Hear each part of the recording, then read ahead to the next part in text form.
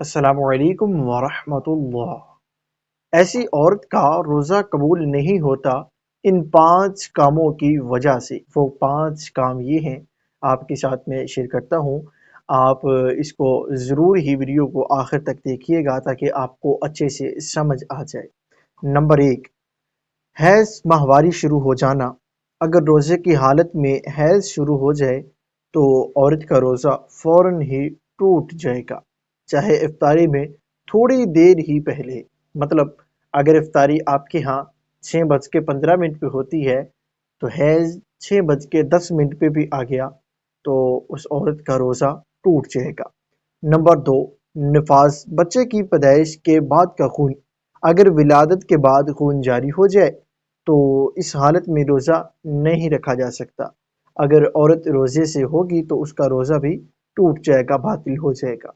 Number 3، جان بوجھ کر کھانا یا پینا، چاہے تھوڑی سی چیز ہی کیوں نہ ہو، قصدن کھانے پینے سے روزہ ٹوٹ جاتا ہے۔ نمبر 4، قصدن قے کرنا، منہ بھر کر۔ اگر جان بوجھ کر اتنی قے کی جائے کہ منہ بھر کر کی جائے تو روزہ جو آپ کا ہے وہ ٹوٹ جائے گا۔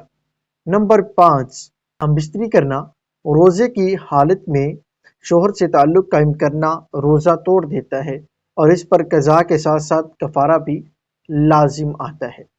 دیکھیں یہاں پہ جو چوتھے نمبر پہ ہم نے بات کی ہے کہ اگر آپ نے منہ بھر کے قے کر لی، الٹی کر لی تو آپ کا روزہ جو ہے وہ ٹوٹ جائے گا، روزہ فاسد ہو جائے گا، باطل ہو جائے گا۔ تو اس کا ریزن کیا ہے؟ دیکھیں بعض لوگوں کے ذہن میں خیال ہوتا ہے کہ منہ بھر کے پتہ نہیں کس کو کہتے ہیں۔ مجھے تو آپ کا آئیڈیا نہیں ہے اور آپ کو میرا آئیڈیا نہیں ہے کہ منہ پتہ نہیں کتنا بھرنا چاہیے تو پھر اس کے بعد روزہ ٹوٹ جائے گا۔ دیکھیں منہ میں اتنا پانی ہو، اتنی مقدار میں ہو کہ جس کو ہمارا یہ جو منہ ہے اندر کے مطلب یہ کنٹرول نہ کر پائے، یہ خود بخود یہاں سے باہر کو نکلے تو اس کو منہ بھر کے کہتے ہیں۔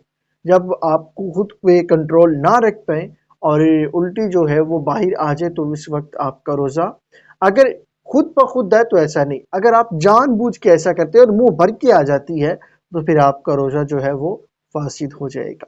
میں امید کرتا ہوں میری بات آپ کو اچھے سے سمجھ آ گئی ہوگی۔ مجھے دعاؤں میں یاد رکھیے گا۔ مزید ایسی اور ویڈیوز کے لیے، معلومات کے لیے چینل کو سبسکرائب کر لیں۔ اللہ حافظ۔